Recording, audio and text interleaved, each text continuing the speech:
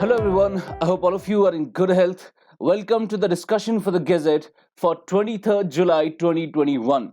Before we start the Gazette discussion, you need to know that the discussion video is actually divided into two parts. One video will cover the featured news separately, and the other video will have the rest of the news that we have covered under the Gazette. So let's begin with the table of content. So for the featured news today, what we have covered is REC mechanism, that is your renewable energy certificates. Now this is a process very efficient for energy conservation and to decrease the emission capacity of a nation. So that is a very important article we'll be covering in the next video. Then we have this day in history, which is dedicated to Bal Gangadhar Tilak. So why is this day in history related to him? We'll cover that. Then we have news snapshot regarding two very important news, that is number one, PLI scheme. Now PLI scheme was already in place, in which we had covered a lot of categories, but now PLI scheme has been actually expanded to specialty steel. Now what is this production linked incentive scheme and what is specialty steel? We'll be covering that in the news snapshot.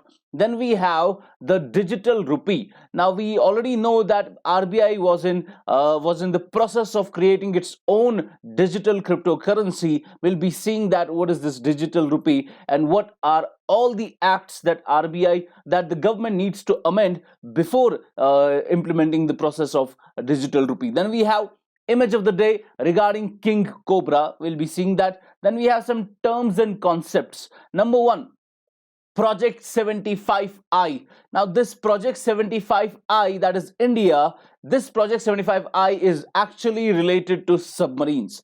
Now why we have actually included this Project 75I in this particular Gazette, we'll be seeing that in this particular Project 75I, we are actually planning to develop 6 indigenously built submarines that are actually of Kalvari class. Then we have Harela Festival.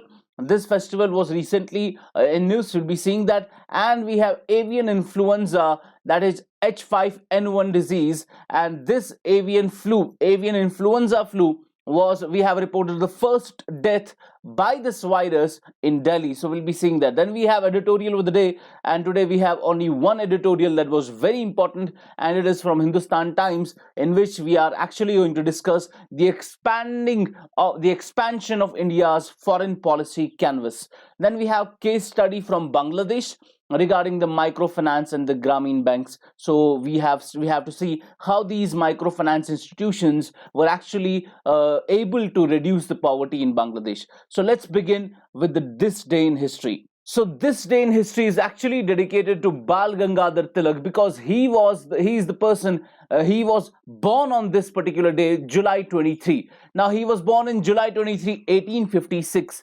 Now when he was born, his actual name was Keshav Gangadhar Tilak. Fine. Then we actually call him the Bal Gangadhar Tilak. He was born in Ratnagiri district of Maharashtra. Now, after being born in Maharashtra, he actually, became a social philosopher. He became a thinker. He became a freedom fighter, and he also was a teacher, because in 1884 he had established Deccan Education Society. So Deccan Education Society was established to impart nationalist principles to young people. Now we wanted our young generation to have those nationalist principles and have firm belief in those principles. So for that, to impart these principles in the young generation, he actually established this Deccan Education Society. Then he is also credited with having begun the process of Ganeshotsav in Maharashtra, as well as Shiv Jayanti in Gujarat. So he actually made these festivals a national phenomena. Fine. So he is also credited for having begun these festivals and create, mobilize the masses and create that national phenomena. So that is your Bal Gangadhar Tilak. Last year it was his 100th death anniversary as well. News snapshot, and first we'll be covering the PLI scheme for specialty steel. Now, recently Union Cabinet approved the PLI scheme, that is production linked incentive, and now it was actually approved for specialty steel. Now, specialty steel, what is the specialty steel? Initially we have mild steel, and over this mild steel we have to do some value addition. For example, the process of coating is done, or the process of plating is done, or the process of heat treatment is done, or we have to convert it into some other high value added steel. After all these processes, this mild steel gets converted into specialty steel. Fine. Now this specialty steel is something that India heavily imports. Now, if something is imported from outside, that is actually very detrimental for our current account deficit. Fine. It will actually increase our current account deficit because we have to import a lot of goods from outside. Because we had this huge import of specialty steel, government approved a production linked scheme for this particular sector. Now, what is this PLI scheme? PLI scheme is production linked incentive. That means if you produce a particular product, the government will give you some incentive regarding that. Fine. Now, the incentives have been can range from 4% to 12%. It has 3 slabs under PLI scheme. Now, this 4% incentive or 12% incentive will be given to the producer for mere producing the product in India. Fine. It will actually give a very important push to Atmanirbhar Bharat, and it will also make India less dependent on imports of specialty steel, and it will also increase India's exports to the outside world. Now, that is the background for this PLI scheme for specialty steel. Now, let's look at it at the details of the scheme. Number one, specialty steel is value added steel. Fine. Wherein normal steel is actually worked upon, and by way of coating, plating, heat treatment, it is converted into high value added steel. Now, that can be used, this high value added steel can be used in defense, it can be used in space, it can also be used in power sector, in automobile sector, and it can also be used in the construction of specialized capital goods. Now, this is the value, this is the strategic application of this specialty steel. Now, 5 categories of specialty steel have been actually chosen under the PLI scheme. Now, what are these 5 categories? Number 1, in which we have coated or plated steel products. Let me show you. We have here, this is our coated or this is a coated or plated steel products like this. Number 2, we have some alloy steel products. Now, this is also under this PLI scheme. And then we have some steel wires, fine, alloy steel wires. And then we have this particular, these are the electrical, this is known as electrical steel, or we call it CRGO, that is cargo, the full form being cold rolled grain oriented steel, CRGO. Now, these are some of the categories, some of the categories that are brought under the PLI scheme, ranging from coated steel products. Then we have wear or high strength steel products. Then we have specialty rails. Then we have alloy steel products or steel wires, and then we have the electrical steel. While electrical steel is the sector, is the category in which we have the incentive ranging from 4% to the 12%. Now, this is the mere details of the scheme. Under this scheme, a particular producer will be given up to a cap of 200 crore rupees as an incentive. Fine. So there is also a cap. The incentive is not unlimited. You have a cap of rupees 2,000 crore per company. So a company can only have an incentive of up to 200 crores. Then we have the scheme, the budgetary outlay for the scheme. So the budget has outlaid 6,322 crore rupees for this particular scheme, and it will be actually implemented for the duration of 5 years from 2023-24 to 2027-28. So it is actually applicable for 5 years. Now, we have the need for PLI. Why is we have the need for PLI scheme, and particularly for the specialty steel? Because out of 6.7 million tons of imports we have done in 2020-21, in this particular financial year, the total number of imports was 6.7 million tons, out of which nearly 4 million tons import was from specialty steel. Now this alone, specialty steel alone, has resulted in the forex outgo of nearly 30,000 crores. That means the India's forex has reduced by 30,000 crore rupees, by importing these specialty steel products. Now India is presently actually, it operates at the lower end of the value chain of steel sector. Now because India has higher logistic costs, India has higher infrastructural costs, India has higher taxes and duties and capital costs. Because of all these hurdles and disabilities faced by the steel sector, faced by the steel industry, India is not efficient in the steel production. Now by having this particular process in place of giving PLI scheme and bringing specialty steel sector into the PLI scheme, it will actually become a huge push for Atmanirbhar Bharat, for Make in India program, and even make India at par with the advanced steel making countries like Korea and Japan. Now let us see what are the benefits of the scheme. Now first important benefit of the scheme is it will bring in investment. Now if we have an incentive in place, now the private sector is actually becomes more interested in investing in the particular sector because of its incentives. And since the incentives are linked to production, therefore it will bring a lot of investment in production. Now it will approximately it will bring in an investment of 40,000 crores, and this money can actually increase India's capacity of to 25 million tons of specialty steel.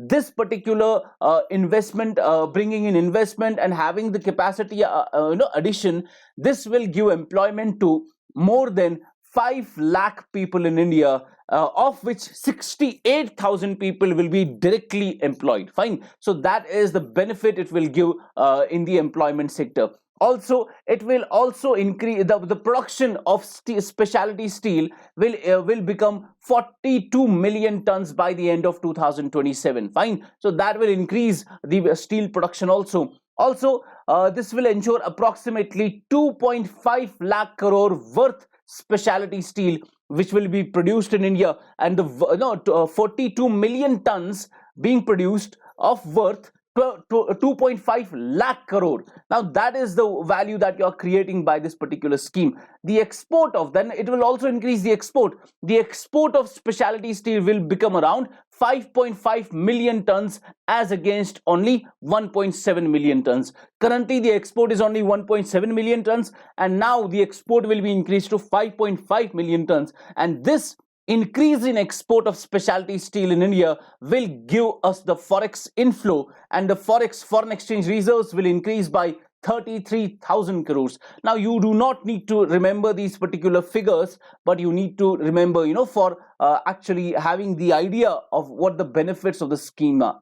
Now that is your PLI scheme for specialty steel. Then we have the digital rupee. Now digital rupee, RBI is actually working towards a phased plan for the implementation of digital rupee. Now this digital rupee is actually known as CBDC, that means central bank digital currency. Now CBDC, or central bank digital currency, already China and Russia and UK has already started the process of having its own cryptocurrency, because after 2009 when bitcoins came into place, after bitcoins we had Ripple or Ethereum or Litecoin. We had a lot of cryptocurrencies, Dogecoin, which actually impacted our economic system a lot. Fine. It impacted the currency of the countries. Therefore in India also we had recently a bill in place banning all cryptocurrencies in India. Why? Because RBI wants to launch its own digital cryptocurrency. Now RBI is actually closely examining what are the several aspects of this particular central bank digital currency going to be. Now RBI is debating over what is the scope, what would be the scope of the digital currency, whether it be for the retail purposes or the wholesale purposes, what is going to be the technology like, because we know that bitcoins or these cryptocurrencies work on blockchain technology, which has a distributed ledger system. Why? Therefore, we are actually examining the situation whether we want a distributed ledger system or we want a centralized ledger system. So that is again the technology is being examined. Then what is going to be the distribution format, whether the currency will be distributed by the central bank or by the scheduled commercial banks of the country. So that is the issues that the RBI is actually working on.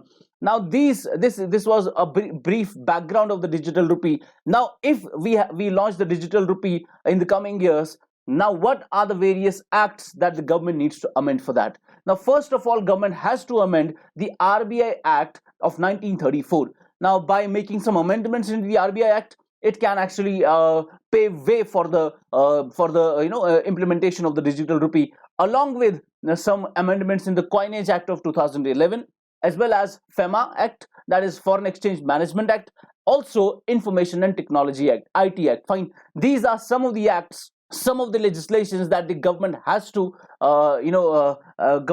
amend to make an enabling legal framework for central bank digital currency. Now also if we are planning to have a central control over this currency, because we know that bitcoins and these dogecoins, they work on peer-to-peer network. There is a distributed ledger in place. Blockchain technology gives this process in which no central control is possible. Fine, now we are going to have a central control over this digital rupee. RBI is going to control it. Fine, it is not going to be a peer-to-peer network in which people anonymously can make transactions, and government will not be able to know who is the person making transaction and to whom the transaction is being made. Now we are making it non-anonymous. Fine, government will have KYC norms in place, and RBI will be the one to have the central control over this digital rupee. Fine, now what is the digital currency? Digital currency simply means that it is the form of currency which only and only exists in the digital form or the electronic form. Therefore, it is called the electronic money or the digital money or the cyber cash. Fine.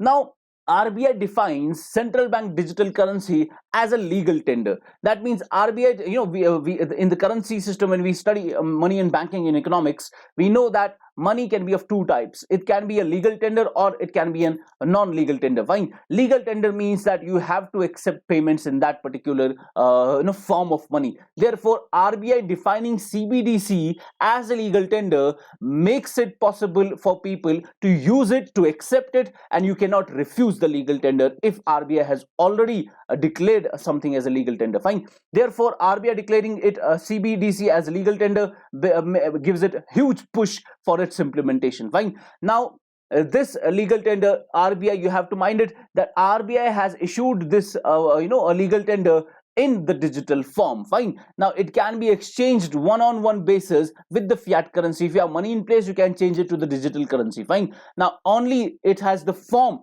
only its form is different. That is, the form is digital, but the money is same. The rupee is same, but the form is different. That is the that is why RBI has declared it as a legal tender, because it is actually the same money but in the digital format. Fine.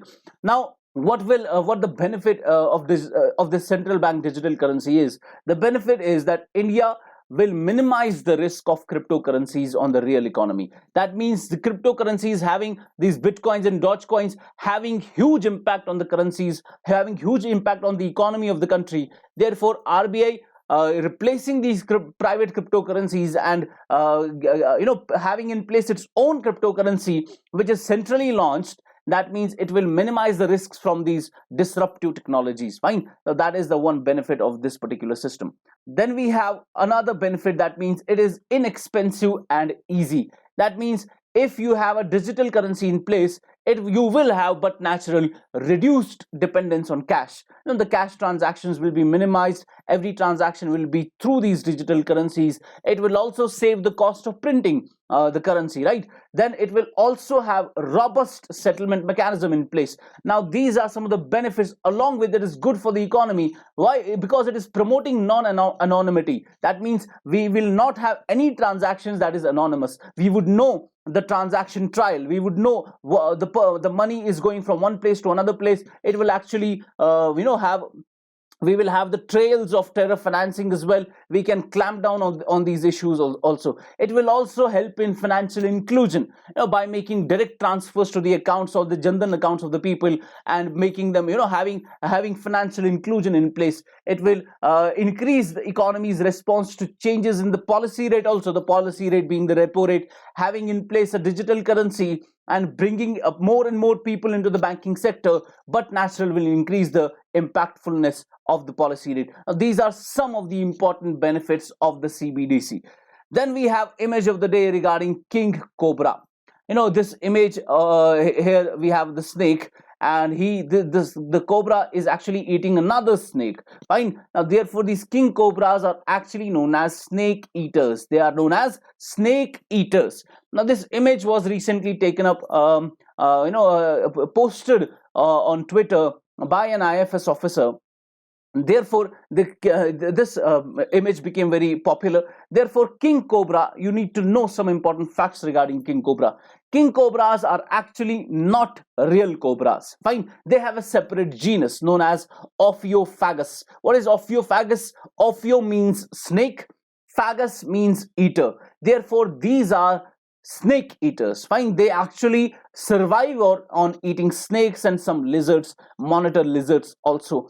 Therefore, they are the only snakes that have their own nest, that care for their eggs, and they inhabit a different range of habitats. Fine. They have a range of different habitats in which they inhabit. Therefore, ranging from Western Ghats to Eastern Ghats, Northeast and cold climates of the Himalayan region, as well as hot and humid areas of the Andaman Islands. These are the areas in which these king cobras inhabit. Fine. Therefore, this was some facts about the king cobra. Then we have some terms and concepts regarding Project 75I. And since Defense Ministry has issued the first P-75I submarine tender.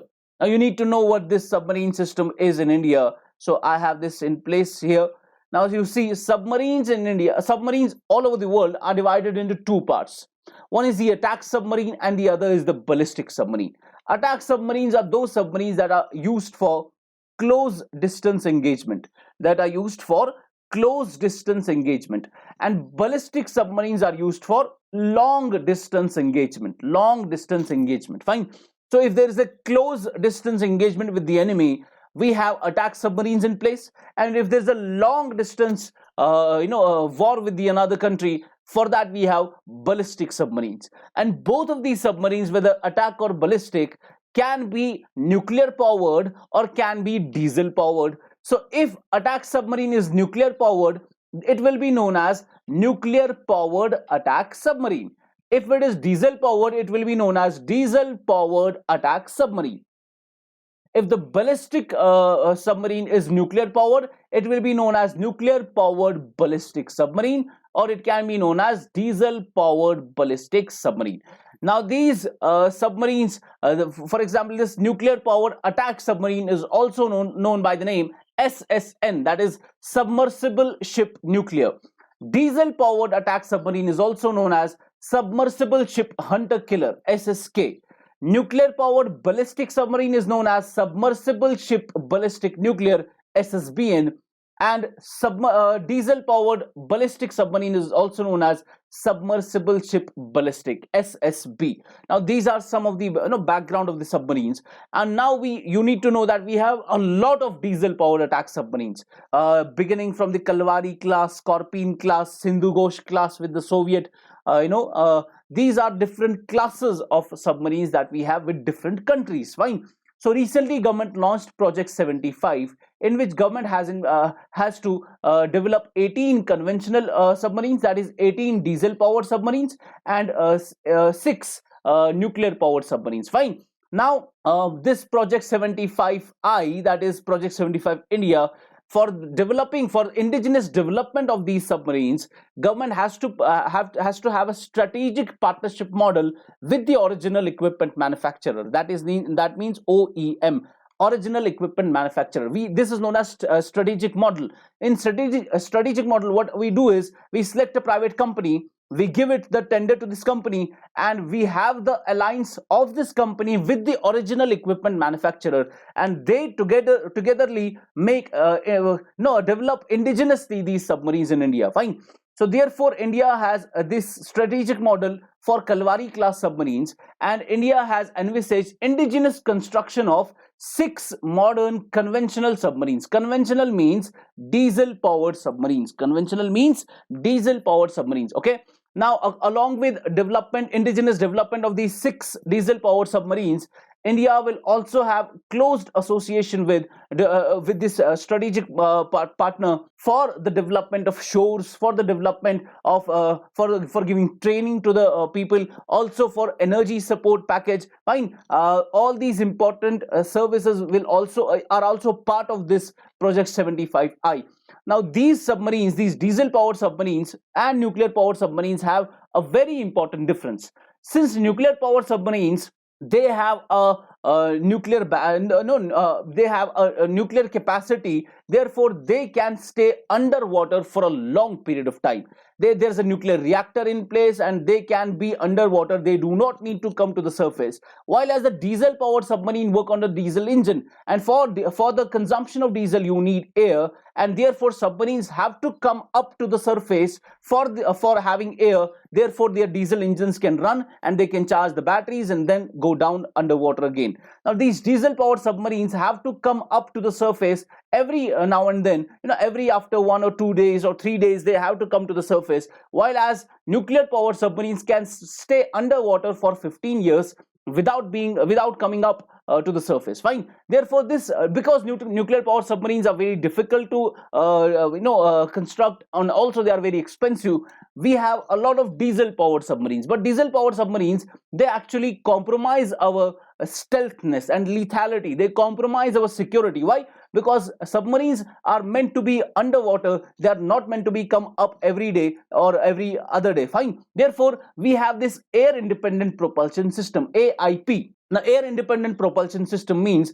that this particular submarine need not to come to the surface, every now and then or every other day. Therefore, it is air independent propulsion plant. Fine. So, for this air independent propulsion system, we have fuel cells in place, and what we do is we install fuel cells into the submarine.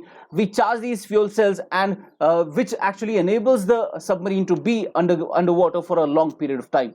Fine. Therefore, such submarines which are diesel electric powered, these submarines can stay, which are air independent which have air independent propulsion system, they can stay underwater for a longer period of time. Therefore, it will enhance the lethality of the submarine. Fine. So this is the particular project 75I. Now, who has this air independent propulsion system in place? Beginning from the China, then Germany, Sweden, France, Spain, and Russia. India is now another country with this AIP system in place. Then we have Harela Festival. What is this Harela Festival? It was the festival that was celebrated by the villagers of Uttarakhand. Harela means day of green. Harela means day of green. Hara, that is green. And is celebrated in the month of Shravan. Month of Shravan, it is the 5th month of the Hindu lunar calendar. In Hinduism also we have a lunar calendar, and in Islam also we have a lunar calendar, and it is the 5th month of the Hindu lunar calendar. And this particular Harela day is celebrated in the month of Shravan, which is actually dedicated to the worship of Lord Shiva and Goddess Parvati, and that is the event for which it is dedicated to. In this particular event, what we have this festival, we actually sow the seeds of 5 to 7 types of different crops, ranging from maize and sesame and black gram and mustard and oat. We have these different seeds, and we sow them in different bowls of soil covered with flowers and leaves, and we sow them 9 days before the festival, and on the day of festival we harvest them and distribute them to the neighbors and friends and relatives. Now this is the Harela festival, which is also linked to Baranaza system. What is Baranaza system? Baranaza system is same type of festival but with 12 types of crops. Now this is a crop diversification technique followed in the region. Fine, that is the 12 types of different crops being sown in the Baranasa system. That is your Harela festival. Then we have avian flu H5N1. Now, avian influenza, this avian flu is actually caused by the influenza virus, precisely type A, because we have a lot of different types of influenza virus ranging from type A to type B, type C, type D, and type A is the influenza virus, which is actually very much impactful on the avians, or on the birds and on the chickens and all these pigs and cats and turkeys and ducks. All these particular poultry and these poultry products are being infected with this avian influenza type A virus. Now, India has recently recorded the first death with this bird flu in Delhi precisely. So, which is the particular strain which is causing these deaths? It is H5N1 and also H5N8 strains. And this virus is actually an RNA virus. Like coronavirus, the genetic material of this particular influenza virus is embedded in RNA, that is ribose nucleic acid. Fine. Now, the virus precisely infects poultry, the domestic poultry, that is the chicken and ducks and turkeys, and it can also infect pigs and cats and tigers as well.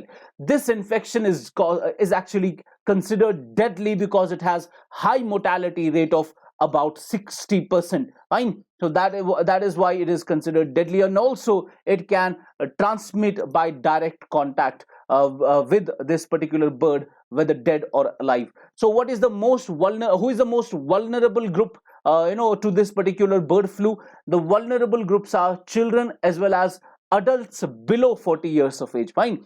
It was also seen that the mortality by this virus was most and high in person ranging from 10 to 19 years of age. Now, that is your influenza H5N1 virus. Editorial of the day.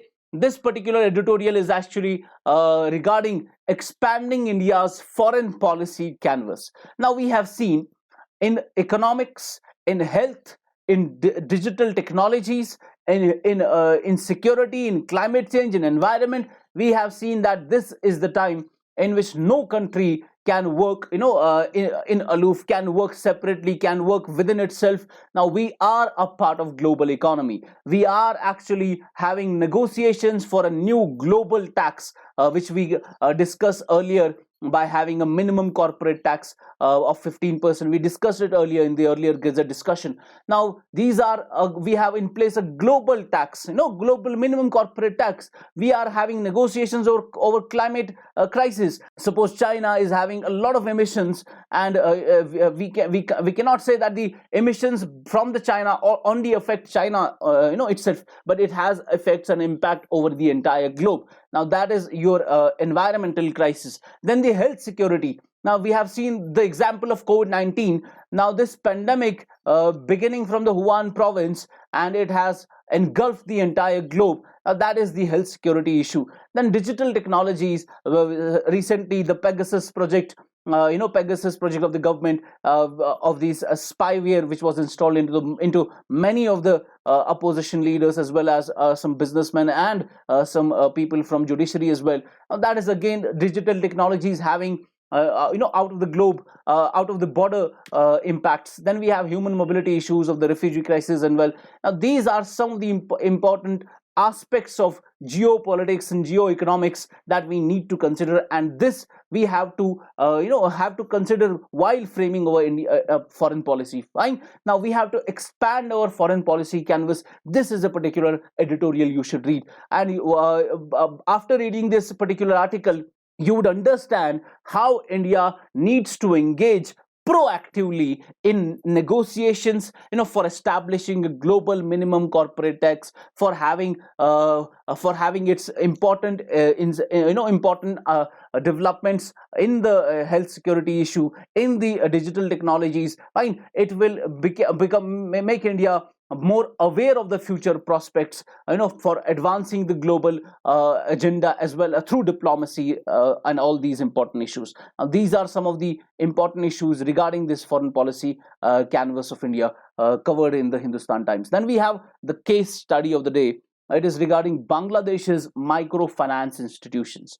Now, Bangladesh's microfinance institution, the father of microfinance institution in Bangladesh, is known as Muhammad Yunus, and he built this self-sustaining system of lending and borrowing without collaterals. Now, that is the beauty of it. Fine, he actually created these microfinance institutions known as the Grameen banks in 1970s.